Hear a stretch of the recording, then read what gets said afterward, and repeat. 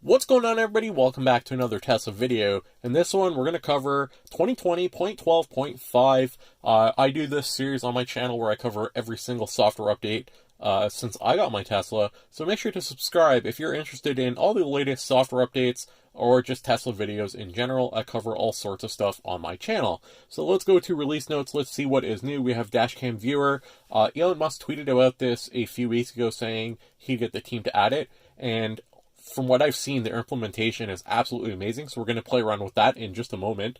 And then we have out-of-order Supercharger Stalls, so you can actually see stalls that are out of order, which is nice because it never showed that before, obviously. And then it says minor improvements and bug fixes. So I did a quick glance through the menu system. I couldn't find anything noticeably different, but the one thing you will notice is the Sentry mode icon is now different.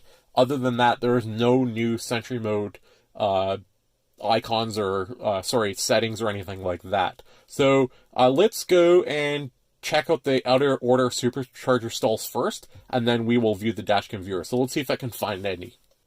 Alright, so that didn't take very long. You can see here, 18 out of 20 stalls available, 1 stall out of order. And it gives you the max and everything like that, fees and things around. So that hasn't changed too much, but it does show you these 1 stall out of order now, which is such a nice change in comparison to the old system where you had no idea whether it was out of order or not.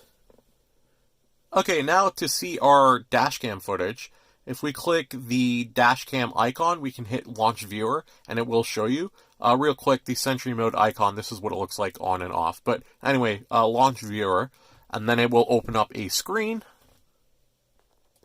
that looks like this. So we have here, we have the 3 dots, and we can see all the different days, which is really, really nice. So you can see all the different ones I have saved, and they actually sort it by Sentry mode, Dashcam, or all. So you have a choice here depending on how you want to see whatever you're looking for. So if we click here, we can see there's this beautiful Ford pickup truck in front of us, hopefully soon to be replaced by a Cybertruck one day. And you can see the footage here. We can drag it along the bottom, and it is really, really quick. You can see him get inside. So it is really quick to pick up and start rendering. Again, I'm using a Raspberry Pi for my dashcam footage, so just keep that in mind, but it is picking up pretty fast. And you can flip around to all the different cameras. So we have the left camera, the right, the rear, and the front. So this is absolutely amazing. And what's really, really nice is they actually have a little delete icon. So this one is not important. So we can hit delete and it is now gone. And when you do video unavailable, please select different footage. So we can just go back and we can try a different one if we choose. So you can see here they're moving shopping carts, and this is March 22nd. So the implementation of this is absolutely amazing. They did a phenomenal job. You can see him pulling out here. They did a phenomenal job. I really, really like this. It was super annoying before when you got in your car and you had, like, you know, all your Sentry mode events pop up here and you had no idea what it was. So now I can just, like, quickly go through, be like, oh, okay, nothing important here, delete it. And when I come home, my footage will still automatically transfer to my server because of my Raspberry Pi, but now I have a lot less garbage that will be transferred. So you can see here, it just kind of all sits in here, and it'll automatically delete as it gets filled up.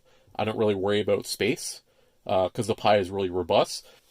Either way, I'm extremely, extremely happy, and you can see the bird fly by there, that we have this now finally. Such a small quality of life improvement, or rather large, I guess, and it makes a world of difference. The best part of owning a Tesla is the fact that it gets updates and it continuously gets better over time. So hopefully you guys enjoyed this video. If you guys have the update, let me know in the comments below. Is there anything new, any small minor thing that was not like apparent? Like, I know they always lift off the small bug fixes, and I always play like Spot the Difference to figure it out, but I didn't notice anything. Nothing really popped out at me today. So if there's anything I missed, do leave a comment down below. Make sure to like the video, do subscribe for more Tesla content, and most importantly, thanks for watching. I will see you guys next time.